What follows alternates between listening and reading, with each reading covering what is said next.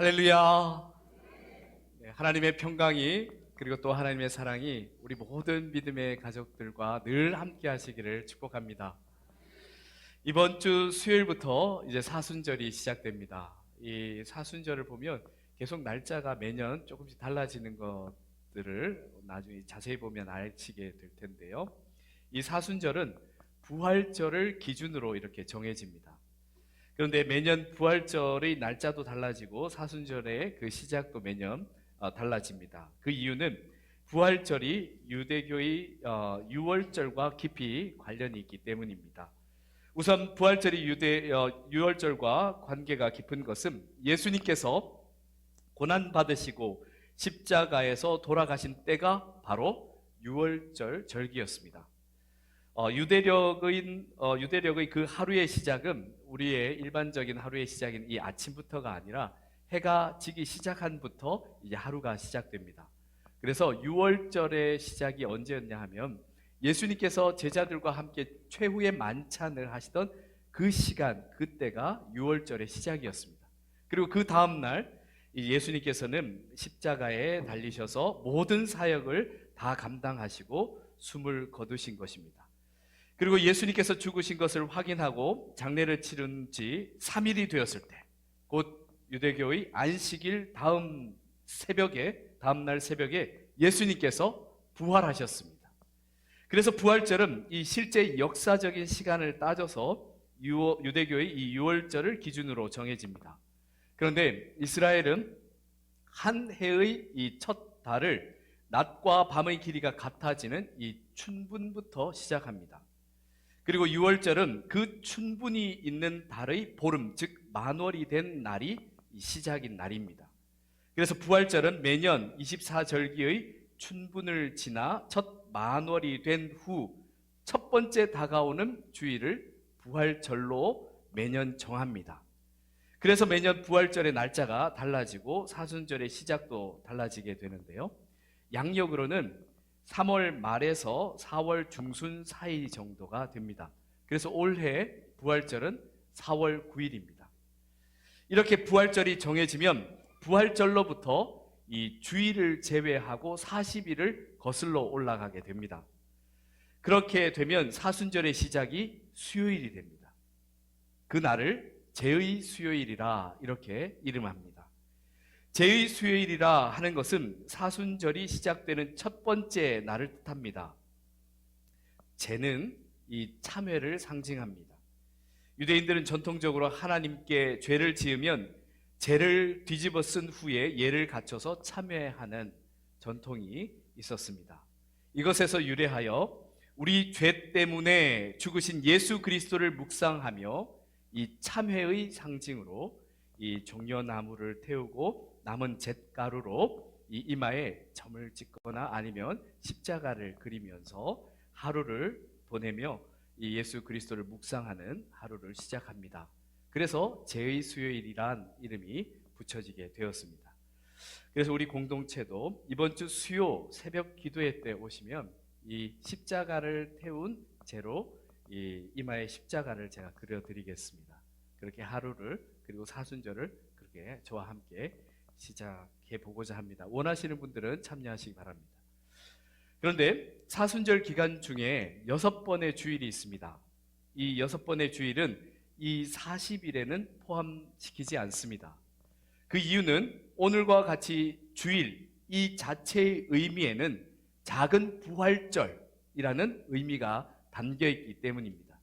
그래서 주님께서 부활하신 기쁨의 날이기 때문에 슬퍼할 수만은 없어서 엄숙한 경건훈련의 이 40일에는 포함시키지 않는 것입니다. 이렇게 사순절은 예수님의 고난과 죽음을 기억하며 우리의 죄를 참회하는 절기입니다. 그와 동시에 사순절은 예수님의 부활을 기념하면서 우리도 그 부활에 참여할 수 있도록 잘 준비하는 절기입니다. 이렇게 특별한 사순절을 보내면서 우리가 가장 먼저 무엇을 해야 하겠습니까? 우리의 신앙을 잘 한번 돌아보면서 참된 회개를 해야 합니다. 참된 회개를 하는 것은 이 마음으로만 그저 하는 것이 아니라 생활의 실천이 반드시 동반되어야 합니다. 죄된 습관과 그리고 그러한 생활 태도를 이제 벗어버려야 합니다. 그러기 위해서 금식과 생활의 절제를 통한 경건 훈련에 힘써야 합니다. 저는 이번 사순절 기간 동안에 이 하루 한 끼 금식을 하면서 기도하려고 합니다. 그런데 올해 이 각 가정 대신방도 다시 시작하고 이 코로나 상황이 완화되면서 굉장히 모임도 활발해지는 가운데 있어서 체력적으로 과연 감당할 수 있을까 염려되기도 하지만, 그러나 하나님과 여러분 앞에 그렇게 선포하고 지켜가 보고자 합니다. 그래서 사순절 기간에 저와 함께 하루 한 끼 금식에 참여하고자 하시는 분들은 이 본당 로비, 예배 마치고 본당 로비로 가시면 이 신청 카드가 있습니다. 신청하는 그 명단 작성지가 있습니다. 거기에 사순절 금식 참여의 명단을 작성하시면 제가 매일 문자로 격려 문자를 보내드리겠습니다. 잘 감당하십시오, 이겨내십시오 하며 격려 문자를 보내드릴 텐데요.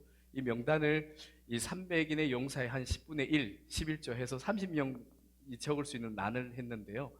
어떻게 채워질지 모르겠습니다. 그런데 여러분이 참고로 알고 계실 것이 앞에서 말씀드린 것처럼 사순절 기간 중에 매 주일은 금식 해제입니다. 그날은 마음껏 기뻐하시고 영과 육의 회복을 얻으시고 계속해서 경건 훈련에 남은 날들을 힘쓰시기를 바랍니다. 그리고 사순절 기간에는 또한 선행을 통해서 이 경건의 완성을 이루도록 노력해야 하는 기간입니다. 여러분 혹시 홍강 공동체가 매일 5가지 실천 사항을 강조하는 것 기억하고 계십니까? 같이 한번 읽어보겠습니다. 첫째, 매일 말씀 보기. 둘째, 매일 기도하기. 셋째, 매일 찬양하기. 넷째, 매일 선행하기. 다섯째, 매일 결단하기입니다. 이 5가지를 기억하시면서 특별히 말씀과 묵상을 통해 성부, 성자, 성령 삼위일체신 하나님과의 관계에 집중하며 우리를 위해 하나님께서 이루신 그 구원 역사를 우리 삶으로 살아내는 훈련을 집중적으로 하는 기간이 바로 사순절 기간입니다. 그래서 우리 홍강 공동체는 이 사순절을 맞을 때마다 말씀과 묵상의 사순절을 보내기 위해서 함께 노력하고 있습니다. 사랑하는 성도 여러분, 우리가 이 땅에서 살아가는 날 동안에는 어쩔 수 없이 우리는 계속되는 영적 전쟁 가운데 그렇게 노출될 수밖에 없습니다. 그래서 우리는 하나님의 군사로서 잘 훈련되어서 항상 영적 싸움에서 승리할 준비가 되어 있어야 합니다. 바로 이 사순절 기간은 그 특별 훈련 기간입니다. 말씀 중심으로 우리의 삶을 맞추고 하나님의 말씀을 깊이 묵상함으로 하나님의 뜻을 따라 사는 삶이 되도록 우리 함께 훈련했으면 합니다. 그래서 2023년 이 사순절이 우리 성도님들의 인생에 있어서도 아주 소중하고 특별한 기간으로 기억되시길 축복합니다. 오늘 본문 말씀에서도 그렇게 금식과 기도로 하나님의 역사를 열어가는 한 인물이 있습니다. 페르시아 왕이 겨울을 보내는 수산궁에서 일하고 있었던 이 느헤미야입니다. 그는 먼 타국에서 그의 고향인 이 예루살렘에 대한 비참한 상황을 듣게 됩니다. 느헤미야가 이 소식을 들었을 때는 아닥사스다 왕 제20년이었을 때인데요. 이때는 이스라엘 백성들이 첫 포로 귀환이 있은 지 약 한 10여 년이 지난 그러한 시점이었습니다. 그렇게 꿈에 그리던 예루살렘으로 동포들이 돌아갔지만 예루살렘의 실상은 참으로 비참한 상황이었습니다. 예루살렘에 살아서 남아있던 사람들, 또 포로에서 귀환한 사람들이 그렇게 함께 있었지만 예루살렘 성문은 다 불탄 채로, 성벽은 다 허물어진 채로 그렇게 방치되어 있는 상황 가운데 여러 이민족들의 위험에 노출된 상황 가운데 참 비참한 지경으로 살아가고 있다 하는 소식을 느헤미야가 듣게 됩니다. 사랑하는 성도 여러분, 이 현실, 이 성경상에 나타난 느헤미야가 듣게 된 소식을 이제 다시 한번 묵상하게 되면서는 지금 우리가 지금 처하고 있는 이 상황과 비슷하지 않은가, 어쩌면 너무나 똑같지 않은가 하는 생각을 해봅니다. 이 나라와 나라의 이 안과 밖은 정말 너무나 소란스럽습니다. 지진과 이 전쟁으로 정말 많은 이들이 안타깝게 생명을 잃어가고 있습니다. 그리고 이 나라의 정치인들을 무엇을 위해서 일해야 하는지조차 모르는 사람들처럼 그저 매일 싸우기만 하는 것 같습니다. 게다가 한국 교회는 교회 내의 끊임없는 분쟁들과 잘못들로 그렇지 않아도 그 위상이 추락하고 있는데 거기에 코로나라는 직격탄을 맞고는 굉장히 황폐화되었습니다. 이런 상황이니 당연히 각 가정에도 이 어려움이 덩달아서 더 가중되고 있습니다. 직장은 안정되지 않고 진로가 불안하기만 합니다. 이러한 현상이 이번 이 대학 진학 상황에서 아주 명확히 나타났는데요. 이 미래가 보장될 것 같은 전문 직종을 위해서 소위 스카이 대학들에 합격하고도 등록을 포기한 인원들이 2,000명이 넘는다고 합니다. 모두가 회복을 노력하고는 있지만 상황이 크게 달라지지 않고 있어서 더욱 안타깝습니다. 우리는 이러한 지금의 현실을 잘 직시해야 합니다. 짜증나고 아프지만 우리가 처한 상황을 정확하게 직시해야 합니다. 우리의 현실을 똑바로 바라보지 않은 채 그저 막연한 희망만을 품는다는 것은 진정한 변화를 이루기에는 어렵습니다. 느헤미야는 자기 민족이 처한 현실을 직시했습니다. 그리고 아파했습니다. 그러나 그렇게 아파하면서도 단지 탄식하고 절망만 하고 있지는 않았습니다. 느헤미야는 하나님의 사람이었기에 달랐습니다. 사랑하는 성도 여러분, 세상 사람들이 이 답답하고 어려운 일들을 만나게 될 때 주로 어떻게 해결하는지 아십니까? 술 한 잔으로 많이들 해결하십니다. 술로 이 괴로움을 달래보려고 하거나 또한 잊어버리려고 합니다. 그래서 이 세상살이가 힘겨우면 힘겨울수록 어떻게 되느냐? 술 소비는 오히려 더 굉장히 많아집니다. 하지만 그렇게 한잔한다고 해서 변하는 것은 아무것도 없습니다. 잠깐 그 괴로운 순간을 잊거나 극복해야 할 일을 잠시 뒤로 미룰 뿐입니다. 그러나 사랑하는 성도 여러분, 하나님의 사람들은 달라야 합니다. 세상 사람이 주를 찾을 때 우리는 누구를 찾아야겠습니까?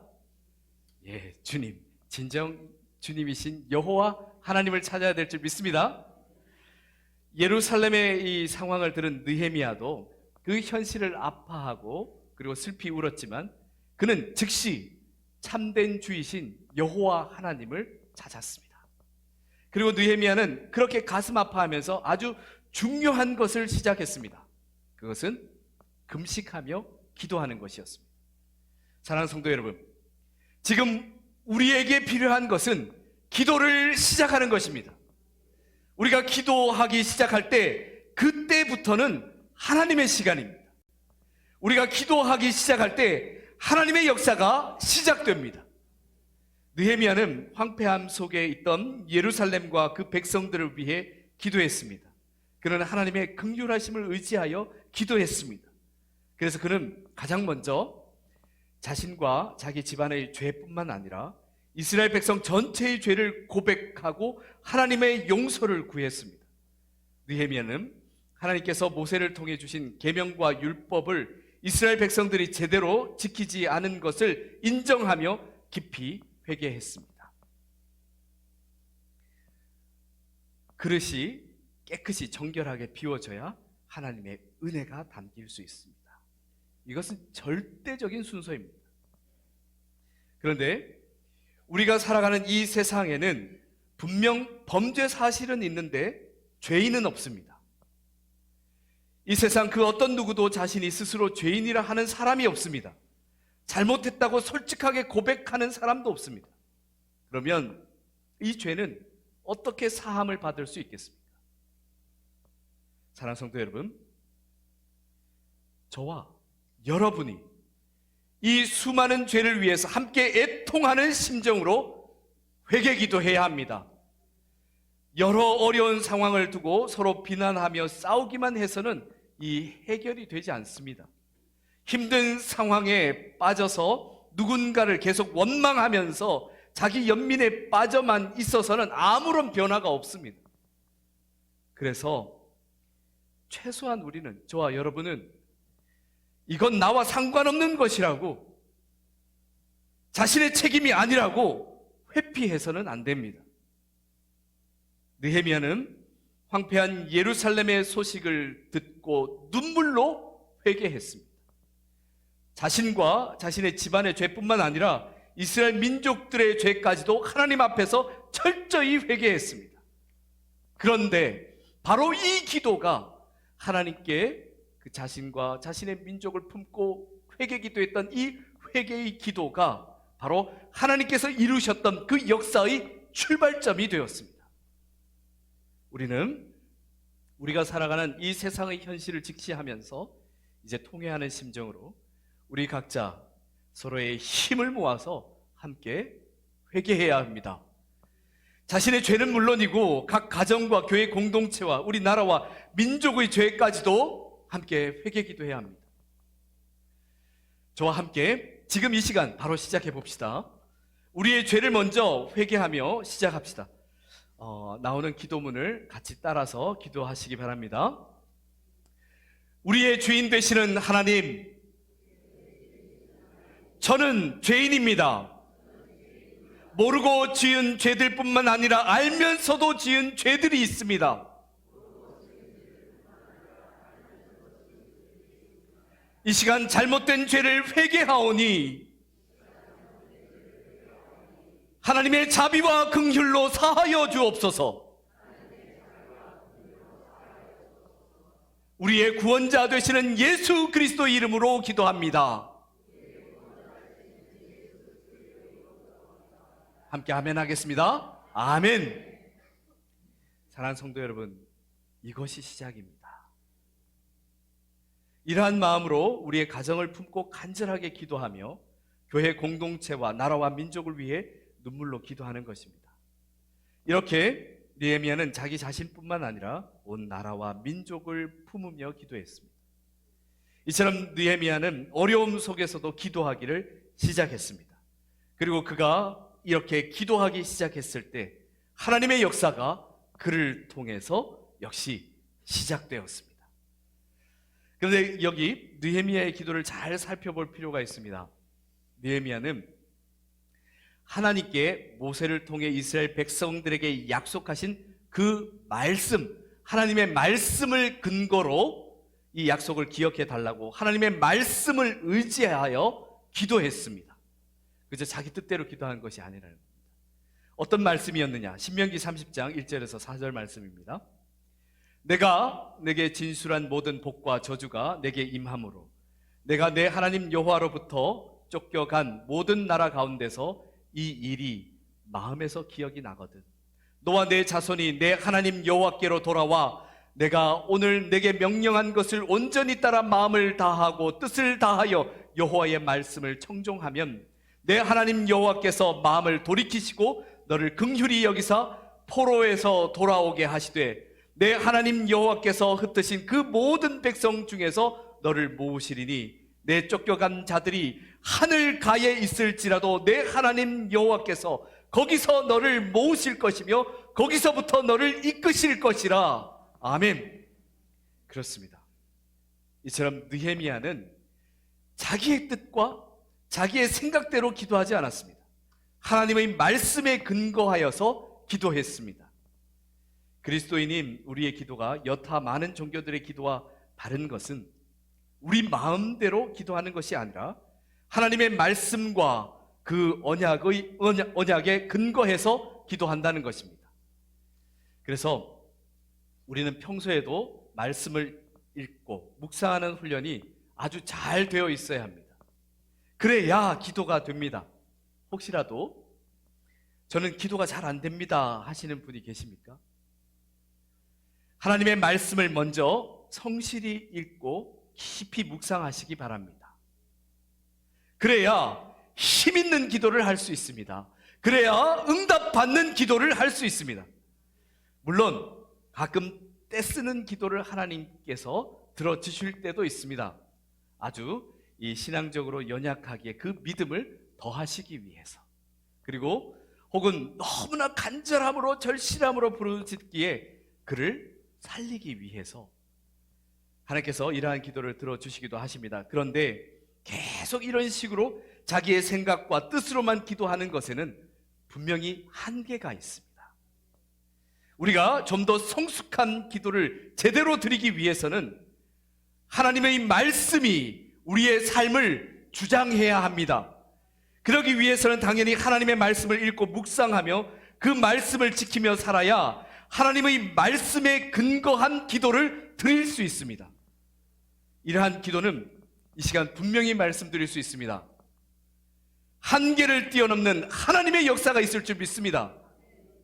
느헤미야는 하나님께서 이스라엘 백성이 애굽에서 노예되었을 때 하나님의 강한 팔로 구원하여 주셨던 것처럼 그의 후손들을 기억하여 주셔서 회개하고 하나님께로 돌아가는 백성들을 다시 한번 구원하여 주시기를 간구했습니다. 또한 느헤미야는 하나님께 구체적으로 기도했습니다. 그는 하나님의 도우심으로 당시 자기가 섬기고 있던 페르시아 왕인 아닥사스다 왕 앞에서 자신이 은혜를 입게 해달라고 그렇게 기도했습니다. 그렇게 기도했을 때 상상할 수도 없는 일이 일어났습니다. 그 나라에서는 이방인이요 포로였던 느헤미야가 왕의 절대적인 신임이 있어야 갈 수 있는 술 맡은 관원의 자리에 오르게 됩니다. 이는 하나님의 은혜이며 하나님의 역사하심이라고 밖에는 설명할 길이 없습니다. 술 맡은 관원은 이에 관한 이야기가 요셉의 이야기에서도 찾아볼 수 있듯이 왕의 최측근에 있는 사람 중에서도 아주 중요한 위치의 사람입니다. 고대에는 이 왕을 암살하는 시도가 여러 번 있었습니다. 그래서 보면 고대 왕조들을 보면 왕이 수시로 바뀌는 것을 보게 되는데요. 그렇게 왕을 암살하는 방법 중에서 가장 확실하고 가장 눈에 띄지 않는 방법이 바로 암살이었습니다. 독살이었습니다. 그래서 고대 왕들은 이러한 독살을 막기 위해서 왕 앞에 놓이는 모든 음식과 음료를 관리 감독하는 관리들을 두었습니다. 그런데 만일 이러한 관리들이 나쁜 마음을 먹으면 어떻게 되겠습니까? 왕은 그 즉시 죽은 목숨입니다. 그러니 이러한 관원을 세울 때 왕이 얼마나 신중하게 세웠겠습니까? 자신의 목숨을 맡길 사람이니 말입니다. 그런데 이런 자리에 이방인이며 포로였던 느헤미야가 세워졌습니다. 이는 분명 하나님의 역사입니다. 그리고 이것은 느헤미야에게 이루어지는 하나님의 구원 역사의 시작이었습니다. 하나님께서는 느헤미야를 단지 술 맡은 관원의 위치에 세우는 것이 목적이 아니었습니다. 느헤미야 역시 지위가 높아지고 부와 권세를 누리는 것이 목적이 아니었습니다. 하나님과 이렇게 코드가 너무나 잘 맞았던 느헤미야는 마침내 그를 발탁한 아닥사스다 왕의 전폭적인 지지와 지원을 받으면서 예루살렘으로의 제3차 포로 귀환을 이끄는 지도자가 됩니다. 그리고 오늘 본문 말씀에서 가슴 아파하며 통회했던 이 이스라엘의 상황을 회복하기 위해 예루살렘 성벽을 재건하는 대역사를 이루게 됩니다. 사랑하는 성도 여러분, 하나님의 역사를 기대하십니까? 기도를 시작하시기 바랍니다. 그런데 제대로 된 기도를 드리시기 바랍니다. 자기의 뜻대로 자기의 의가 살아서 자신의 주인 된 자리에 자신이 떡하니 앉아서 기도하는 것이 아니라 그 주인의 자리에서 내려와서 절대 제대로 주님 앞에 엎드려 기도하시길 바랍니다. 하나님의 모든 뜻에 목숨 걸고 순종할 각오로 기도하시기 바랍니다. 바로 그때 이러한 기도를 통하여 하나님의 역사가 이루어질 것을 믿습니다. 기도하기를 시작할 때 하나님의 역사가 시작됩니다. 꼭 기억하시기 바랍니다. 우리가 기도하기 시작할 때 그때부터는 우리의 시간이 아니라 하나님의 시간입니다. 그래서 우리를 통해 하나님의 역사가 이루어지는 것입니다. 이러한 증거들은 너무나도 많습니다. 오늘 보게 되는 이 느헤미야 외에 한 가지만 더 들자면 남유다의 히스기야 왕 때의 일입니다. 당시 이 남유다로서는 도저히 상대할 수 없을 것만 같은 어마어마한 이 군사들을 이끌고 이 남유다를 침공했던 아수르 왕 산헤립이 있었습니다. 이스라엘과 또 하나님을 조롱하면서 곧 공격해 들어올 상황이었습니다. 그 절체절명의 위기 가운데서 히스기야가 어떻게 했겠습니까? 하나님 앞에 엎드려서 말씀에 근거하여 기도했습니다. 그 앞에서 히스기야가 기도하여 이르되 그룹들 위에 계신 이스라엘의 하나님 여호와여, 주는 천하 만국의 홀로 하나님이시라. 주께서 천지를 만드셨나이다. 여호와여, 귀를 기울여 들으소서. 여호와여, 눈을 떠서 보시옵소서. 산헤립이 살아계신 하나님을 비방하러 보낸 말을 들으시옵소서. 우리 하나님 여호와여, 원하건대 이제 우리를 그의 손에서 구원하옵소서. 그리하시면 천하 만국이 주 여호와가 홀로 하나님이신 줄을 알리이다 하니라. 아멘. 이렇게 기도했을 때 어떻게 되었겠습니까? 하나님께서 여호와의 사자들을 아수르 진영에 보내셔서 아수르 군사 18만 5천 명을 쳐버리십니다. 적군들이 전멸되어 버렸습니다. 사랑하는 성도 여러분, 정말 제대로 된 기도를 드릴 때 놀라운 하나님의 역사가 나타납니다. 그런데 그러한 기도조차 하지 않는다면 백날이 지나도 하나님의 역사는 시작되지 않습니다. 그래서 우리 주 예수 그리스도께서는 우리에게 명하셨습니다. 구하라, 찾으라, 문을 두드리라, 그 말입니다. 누가복음 11장 9절에서 13절 말씀에 내가 또 너희에게 이르노니 구하라, 그러면 너희에게 주실 것이요, 찾으라, 그러면 찾아낼 것이요, 문을 두드리라, 그러면 너희에게 열릴 것이니 구하는 이마다 받을 것이요, 찾는 이는 찾아낼 것이요, 두드리는 이에게는 열릴 것이니라. 너희 중에 아버지 된 자로서 누가 아들이 생선을 달라 하는데 생선 대신 뱀을 주며 알을 달라 하는데 전갈을 주겠느냐? 너희가 악할지라도 좋은 것을 자식에게 줄 알거든 하물며 너희 하늘 아버지께서 구하는 자에게 성령을 주시지 않겠느냐 하시니라. 아멘. 주님께서 살아계신 성도 여러분, 그리스도인의 정체성을 가장 잘 드러내는 것이 바로 기도입니다. 우리가 기도하지 않으면 하나님께서도 침묵하십니다. 하지만 우리가 기도를 시작하면 하나님의 마음이 움직이시고 그리고 하나님의 권능의 손이 움직이기 시작합니다. 그래서 우리 삶에 놀라운 일들이 일어나게 되는 것입니다. 이러한 순간들이 평범한 인생을 비범한 인생으로, 사명 없는 인생을 사명으로 충만한 인생으로, 실패한 인생을 성공한 인생으로, 절망의 인생을 희망이 가득한 인생으로 바꿔주실 것을 믿습니다.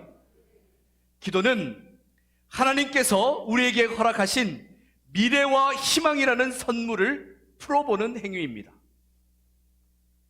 여기 데이빗 존은 제 영어 이름입니다. 이 고백은 제 신앙 고백이기도 합니다. 제 인생은 여전히 부족하고 참 보잘것없는 인생이지만 지금까지 하나님께 기도드릴 때 항상 하나님께서는 상상 그 이상을 선물로 제게 주셨습니다.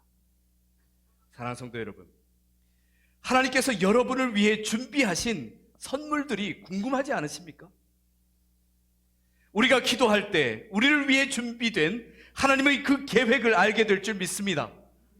고난과 어려움 가운데서도 우리와 함께 하시는 하나님의 구원하심을 보게 될 것을 믿습니다. 그래서 이번 사순절 기간 동안 우리 홍강 공동체에 속한 모든 지체들과 함께 정말 실제적으로 기도를 해보기를 시작하려고 합니다. 모든 성도들과 사순절 기간 동안 111 기도 운동을 하고자 합니다. 하루 한 번 이상 1시간 이상 기도하기입니다. 정말 노력해야 하루 1시간의 기도 시간을 채울 수 있을 텐데요. 좋은 방법으로는 매일 새벽 기도를 하거나 또 매일 큐티를 하게 되면 자연스럽게 그 1시간을 아마 충분히 채울 수 있을 것입니다. 그렇게 이제 우리가 한 마음을 모아서 기도하는 그 시간들을 통해서 우리 모두가 참 회개함으로 확실한 믿음 위에 서도록 기도합시다. 그리고 우리가 사랑하는 가족들이 주님과 동행하도록, 그리고 우리 홍강 공동체가 희망의 공동체로서의 그 면모를 더욱 갖추도록, 그리고 이 나라와 민족이 하나님을 두려워할 줄 알아서 하나님의 뜻을 따름으로 이 땅 가운데 하나님 나라가 이루어지도록 함께 기도합시다. 주님께서 사랑하시는 우리 홍광의 가족 여러분, 우리 믿음의 고백이, 우리 믿음의 기도가 우리의 삶을 통해서 드러나기를 축복합니다. 하나님께서 언제나 우리와 함께 하십니다. 함께 기도드리겠습니다. 우리의 기도를 들으시는 하나님, 하나님께서 이 땅에 이루신 그 구원 역사의 시간 속으로 우리가 나아갑니다. 사순절을 보낼 때 우리 모두가 주님 안에, 주님께서 우리 안에 계시는 은혜의 시간이 되게 하옵소서. 무엇보다 이제 하나님 앞에 제대로 기도하기를 원합니다. 참된 회개의 기도를 시작으로 자신의 뜻과 의를 따르는 기도가 아니라 오직 하나님의 뜻을 따라 기도하게 하옵소서. 하나님께서 이루시는 역사에 진실로 순종하게 하옵소서. 우리를 놀라운 하나님의 그 역사의 현장에 있게 하시는 예수 그리스도의 이름으로 기도드립니다. 아멘.